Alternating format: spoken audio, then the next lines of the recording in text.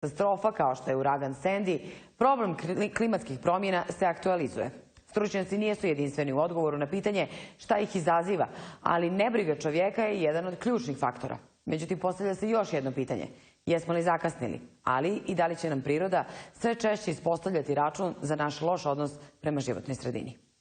Uragan Sandy samo je jedna od velikih prirodnih katastrofa koje su zadesile planetu u posljednjih nekoliko godina. Koliko god se trudili, protiv prirode se teško može, ali moramo biti pripremljeni za posljedice. Prije svega lošeg odnosa čovjeka prema prirodi. Svjetska meteorološka organizacija i nacionalne hidrometeorološke službe imaju prognoze koje su veoma pouzdane. Znači, već 10 dana se prije nego što se desio uragan Sandy pratilo njegovo kretanje. Svjetska meteorološka organizacija upravo pospješuje sve nacionalne meteorološke službe da jačaju svoje prognostičke modele, da jačaju svoje rane najave, to je sistem rane najave, i mislim da u tom pravcu je nauka dosta napredovala. Prirodne katastrofe izazivaju brojni faktori, a čak ni međunarodni stručnjaci ne mogu da nađu zajednički jezik o tačnim uzrocima. Oko jednog krivca svi su saglasni. U zadnjem izvještaju 4. definisano da je sa 90% sigurnosti čovjek krivac za klimatske promjene.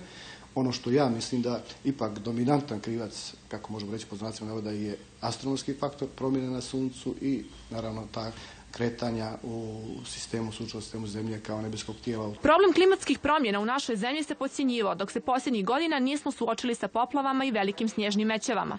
Ako cijelo društvo postane svjesno koliko je važno voditi računa o prirodi, onda će i naši životi biti kvalitetniji, a rizik od prirodnih katastrofa manji. Ono što je jako važno da mi moramo biti spremni za ovakve vremenske neprilike i da mora postojati dobra saradnja između različitih institucija. Kao i na svim poljima, novac je jedna od najbitnijih stavki, ali kada je u pitanju zdravlje ljudi, on mora da bude najmanje bitan. Države moraju da naprave dobar proračun i da vide da je u stvari mnogo isplativije spriječiti ili ublažiti ovakva dešavanja i ovakve vremenske neprilike nego kasnije reagovati kad se one već dese. Uragani Sandy, Irene, Katrin, zemljotresi na Haitiju, poplave u Crnoj Gori i snježni smetovi koji su okovali našu zemlju prošle zime samo su neke od opomena da se mora uhvatiti u koštac sa problemom klimatskih promjena.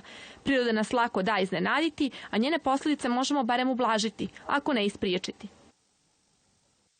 Uragan Sandy